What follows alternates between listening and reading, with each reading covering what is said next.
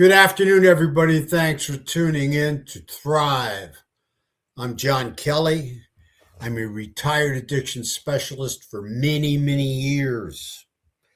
I'm also a recovering addict, one day at a time. This is our addiction channel.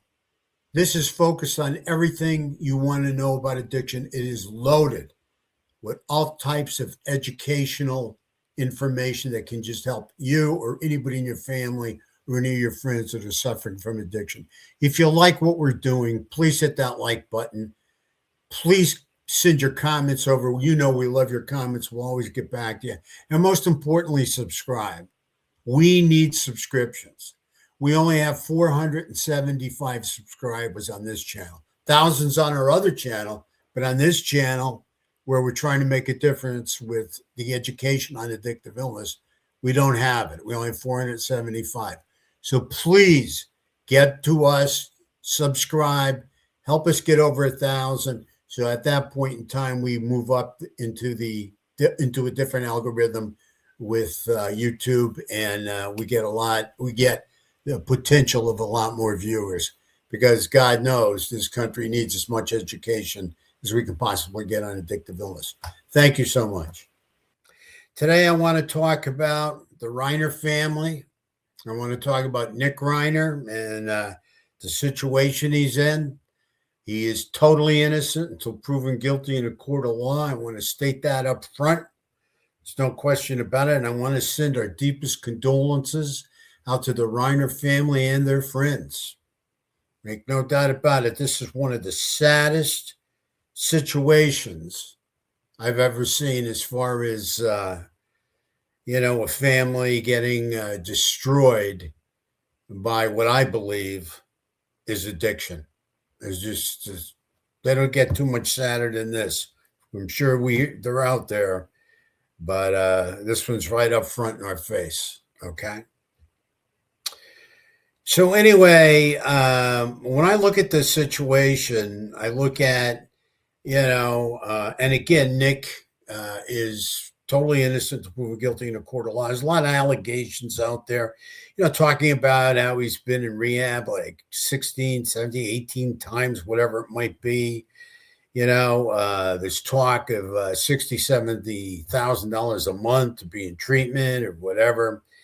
I have to tell you something, and my feelings there is that, I truly believe Nick, if he killed his parents, was insane. All right. Now, I'm not going to get into, he was insane because of, his medication or his previous use of drugs or whatever. I mean, it's a combination of everything coming together. But I do believe that he was insane. I mean, it happens. You do drugs, you do enough drugs, you do the right drugs, and you're going to go insane. Some will take you faster, some will take you sooner. The old saying, you go slow, you got to go. But if you go fast, you certainly can't last, because it's going to get you.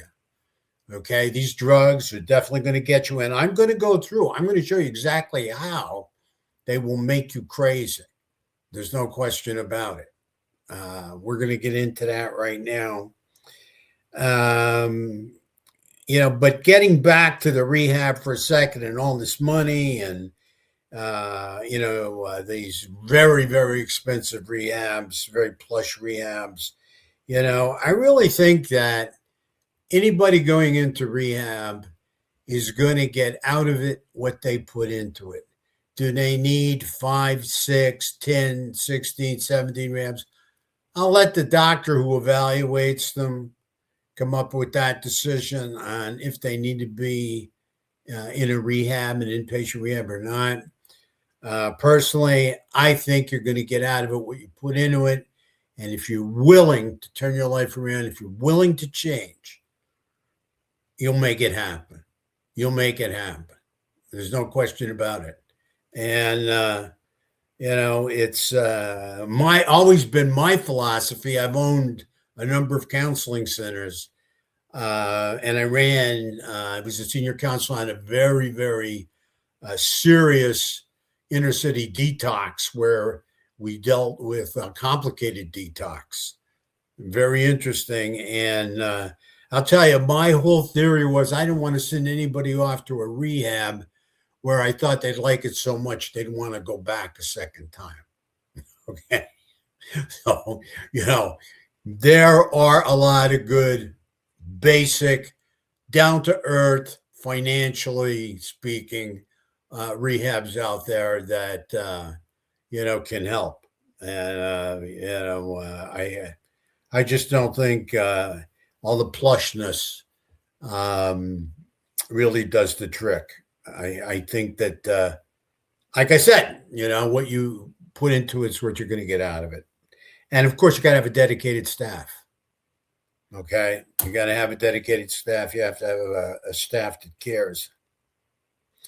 I want to talk about methamphetamine here. I know we're hearing about schizophrenia and that, he had a co-occurring disorder and he was diagnosed as being schizophrenic. Look, I don't know about it. That's not my specialty. My specialty is addiction, and usually anybody that has an addiction has a co-occurring mental disorder as well. Something else is going on. We call it double trouble. Okay, something else is going on. But I know one thing: you can really not deal with that co-occurring disorder, until you get through detox and you get some sober time. I mean, you have to be cognizant. You have to be able to understand and to let it sink in. Your brain has got to be working. So, this is what I think is very important. The most important thing to me, is this methamphetamine abuse. I have to tell you, I think these allegations of Nick abusing methamphetamine and going crazy on methamphetamine and smashing things up on methamphetamine. I mean, I have to tell you, it's no surprise at all to me that if he was strung out on methamphetamine, anything could happen. And I really look at, the past experiences that he had on methamphetamine from what he said on a podcast. And, it's a drug that I feel is the worst of them all. I feel there's no drug more insidious than methamphetamine. Crystal can really do a job on you, and it can do a job on your head. I mean, right off the hop, you get into crystal, you're not going to be sleeping. And if you're not going to be sleeping, you're going to have all kinds of problems going on in your head, and you're going to get paranoid. You're going to have hallucinations. You're just going to wear yourself down, and anything is possible. You're going to have a hair trigger. There's no question about it. I mean, there's a lot of people that get arrested for being violent on methamphetamine. No question about it. A little story to start you off.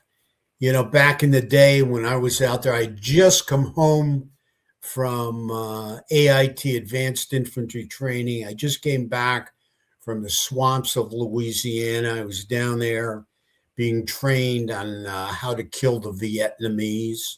That's when the Vietnam War was hot and heavy.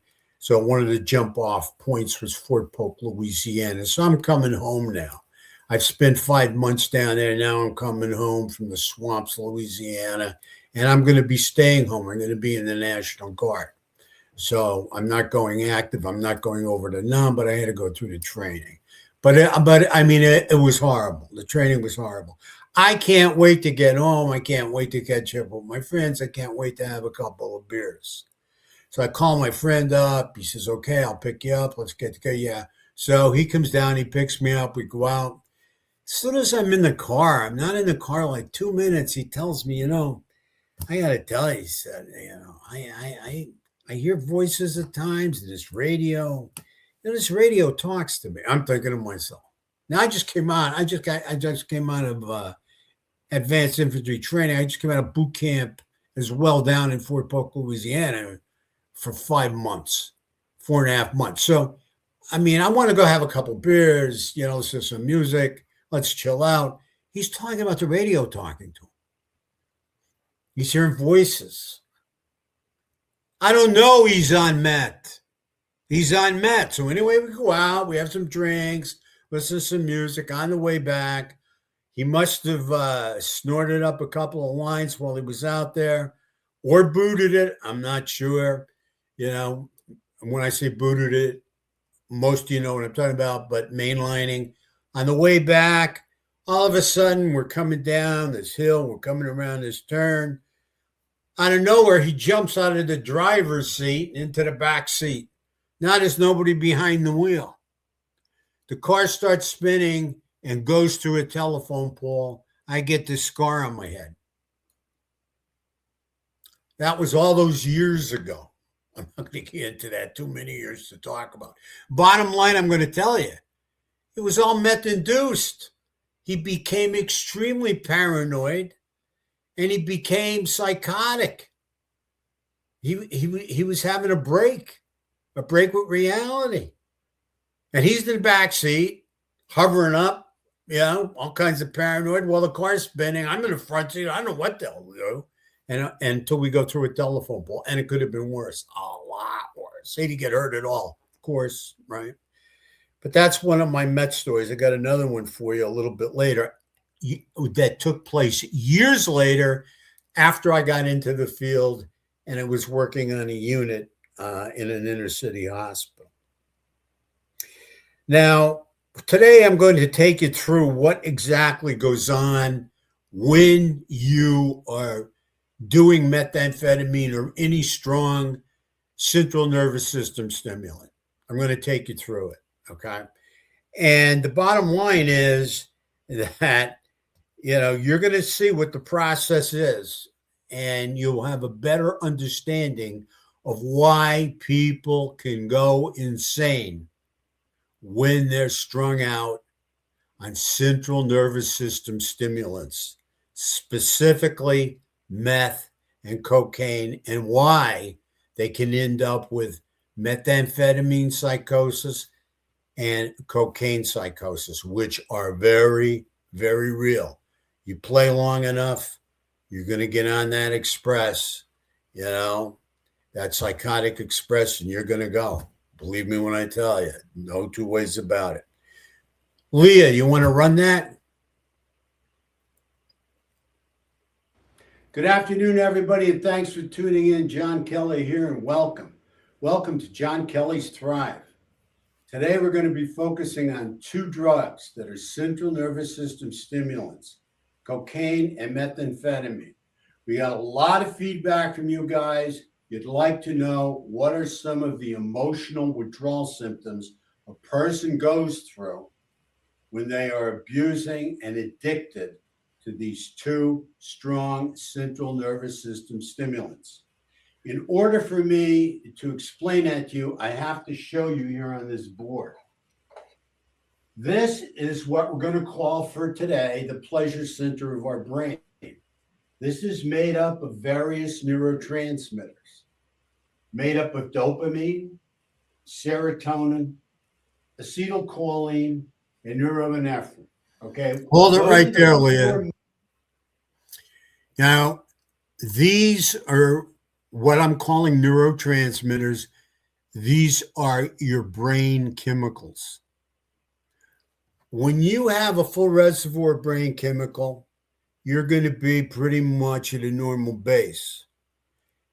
If you start to deplete brain chemical, you can't be normal. The process starts. And the craziness begins, leading into insanity. And you'll see now, as we go through this process, the more you use any type of drug, the more brain chemical you will deplete. Go ahead, Lee. Major neurotransmitters that are affected by cocaine and methamphetamine. What happens is when you start using coke or you start using meth, you stimulate, okay? You stimulate the pleasure center of your brain, which is this area that's made up of these various neurotransmitters, four in particular, as I mentioned. Now, the problem is the more you stimulate, the more you deplete. But the more you deplete, the more your body tells you it wants to replenish, so you use again. In the beginning, when you're using meth or cocaine, it's very subtle. You get high, but what you don't realize is the depletion process that's taken place. Once you get into abusing the drugs or become completely addicted to the drugs, then what's happening is you are stimulating more and more and more. But what's happening? You're depleting more and more and more. Okay. Now, as you start to deplete more and more neurotransmitters, especially dopamine, it's neurotransmitter here, you're going to have more of a problem with depression, Parkinson-like disease. You might start to have seizures, muscle movements. Definitely going to become more paranoid. Those of you that have been out there, you understand people looking in the rearview mirror, looking out the windows, people looking under their bed, hiding in rooms, okay? That has to happen. As you deplete dopamine, you have to become, at some point, more and more paranoid, to the point of psychosis. That'll get you to the point where you're going to be crazy. You're going to be paranoid, and you're also going to be hearing voices and in various hallucinations. The other neurotransmitter, serotonin, as this is stimulated and depleted, you're going to have a problem with sleep. You're going to suffer from insomnia and various sleep disorders like nightmares, night terrors, and it also adds to depression. And since serotonin is your neurotransmitter that kind of keep you calm and help you have a stable mood, because it's being depleted, it's going to cause a lot of anxiety. It's going to cause a lot of anxiety. Another neurotransmitter that gets depleted through methamphetamine or cocaine is acetylcholine. As acetylcholine gets depleted, you'll start to see you'll have a problem with memory. You'll start to have a problem focusing in on things. This is the neurotransmitter you use to learn. Really, this is what you need to learn. You know, the old adage that fish is brain food. Well, the reason that's out there, and it's always been true, is because fish is rich in choline. Choline is the precursor to acetylcholine.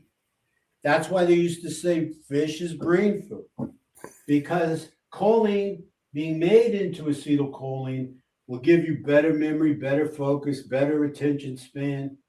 But as that's depleted through substance abuse or addiction by methamphetamine or cocaine, you're going to have a problem with your memory, attention span. You're going to have muscle irregularities.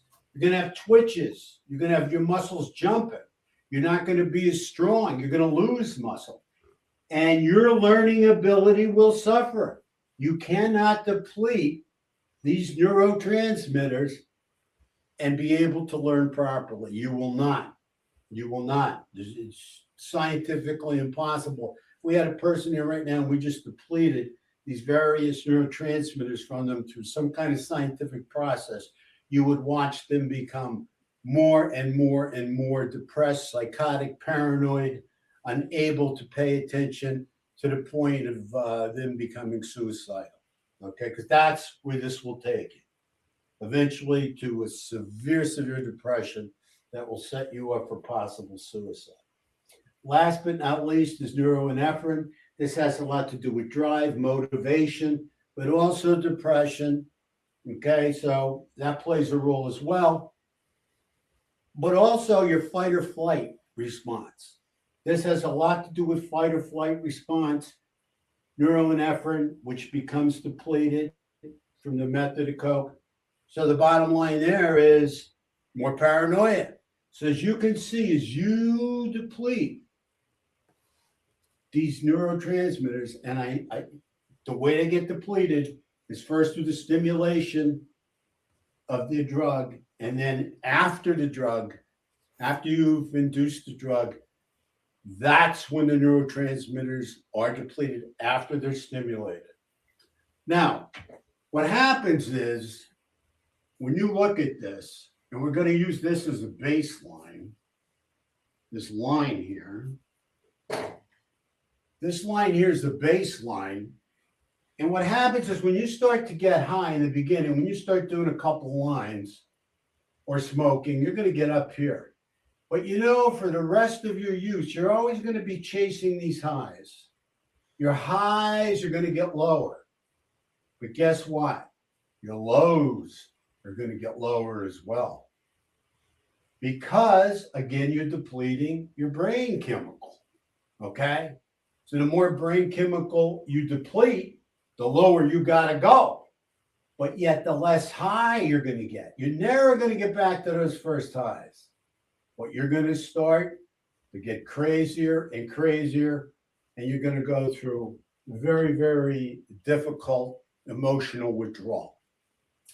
Now, something else that will get you on the express, will put you on the express to depleting all this different brain chemical and to ending up, feeling depressed, not being able to sleep, even to the point of psychosis, and even to the point of suicide and not being able to have any focus or learning ability, is going to be getting on the express of crack or smoking methamphetamine. Because once you start smoking cocaine or smoking methamphetamine, I'll tell you what, you are on the express at that point in time, and off you're going to go.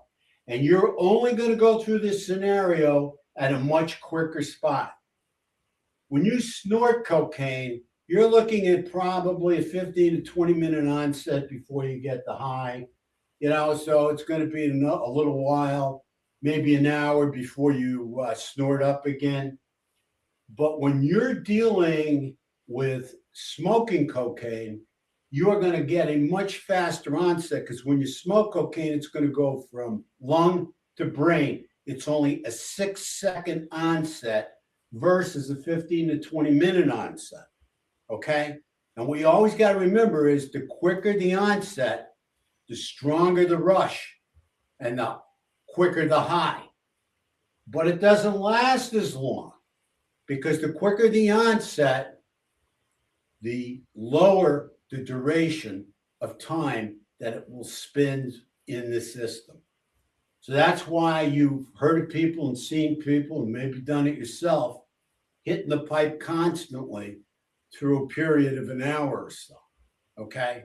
Because it hits them quicker, they get high a lot faster, it's a faster, stronger onset. Bottom line, though, it doesn't last as long, so they got to hit up again. With snorting cocaine, it'll take a longer period of time. So the last thing, again, one more time, okay? The faster the onset, the stronger the rush, but the lowest duration. It will not last as long in your system as if you snort it and it goes through your whole system. Bottom line, again, stay away from it. So it cannot help you, it can only hurt you. There's no way out of it. So anyway, that's my 2 cents for today. A lot of people asked for this. You wanted the information. Okay, folks, so there you have an idea of how you start to deplete different neurotransmitter, different brain chemical. You're really depleting your brains. Okay, get rid of your brains. And let's face it, I mean, people that have been through this. You've probably been through it yourself. End result, not good if you don't have any brains or brain chemical, right? I mean, we've seen it. Now, the other story I want to tell you about a guy on methamphetamine. I'm on the unit, and I have this little old man come in. Well, he's not, I shouldn't say little old man. He's a small, older man. And to me back then, probably 40 some years old, 50 years old was older. Okay. So he comes in on the unit. I asked him if I could help him. What can I do for you, sir? I'm wondering how he even got in on the floor, how he got past security, but there he was. So what could I do to help him? He said he has spiders that comes out of his hands, comes through his skin, and comes through his hands and starts crawling all over his body. And he wants to figure out how to stop those spiders from coming out of his skin and coming, to crawl all over him. And he can't figure it out. He can't figure it out how to stop them. You have to understand, he's got holes. He's actually picked his hands apart, trying to stop these spiders or trying to catch them. But he said he can't even catch one. Okay. So what you have here is a man who tells me he is doing methamphetamine. So you have a man here who is really dealing with methamphetamine psychosis. Okay. And guess what, sir? You came to the right place. I've got a bed for you. Okay. So, this is inner city. At the time, we weren't, that crazy on insurance, and we just wanted to help people and get them off the street. And it was the best training I ever had in my life. That's how I got my start in all this. But I had to tell you, the bottom line, you will go crazy. You will go crazy. You will hear things, see things. You will become violent. You will become paranoid as you deplete brain chemical. If you're doing central nervous system stimulants like methamphetamine or cocaine, you're probably going to really hurt somebody sooner or later. My friend almost killed me in a car, and it could have happened that quick, okay? Because he was so zoomed up, on methamphetamine, on crystal. So, it happens. And people do go insane from drugs and do kill from drugs too. It just happens. They start to hallucinate. They start to get paranoid, and you don't know what's going through their mind. There's no question about it. Also, those types of drugs aren't the only kinds of drugs that kill. All drugs kill in a lot of different ways. People that need heroin lots of times, they may end up in an armed robbery that goes bad and they shoot somebody and kill them, or stab somebody and kill them, or whatever. When people get strung out, they become desperate. And when they become desperate, they become pretty, pretty crazy and pretty violent, or can be. I really believe that Nick had too many bouts with methamphetamine and other drugs as he was growing up. But it's a rough situation. It's not a situation, that a person can handle after a while. They literally go insane. There's no question about it.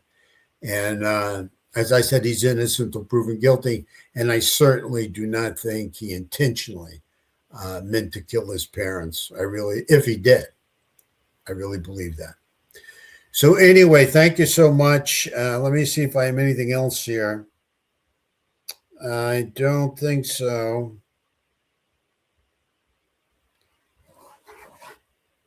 Yeah. We call it the Dr. Jekyll, Mr. Hyde syndrome. Okay, and I think you can figure out what that is. Dr. Jekyll would make the potion, he would take the potion, and then he would become the insane Mr. Hyde, the crazy psychotic killer. That's what I think we are dealing with in a lot of cases. Again, thanks so much for tuning in. Really appreciate you. Hope this helps. Please think about sending people over. This is an addiction channel. This is Thrive. we only have 475 subscribers. We need 1,000 before we can get in with the algorithms. So we need more subscribers. We appreciate anybody that wants to shoot us a like or subscribe, because we want to be able to get this up and running and get it more exposed with all the addiction that's taking place in the country. And really, addictive illness is destroying the country. And we want people to be aware of this channel that we put together and all the great education that's on there. So thank you so much. Until we meet again. And of course, we have another channel, John Kelly Profiler, and we'll catch you over there probably sooner than later. God bless. Take care of yourself. Stay safe out there. Thank you so much.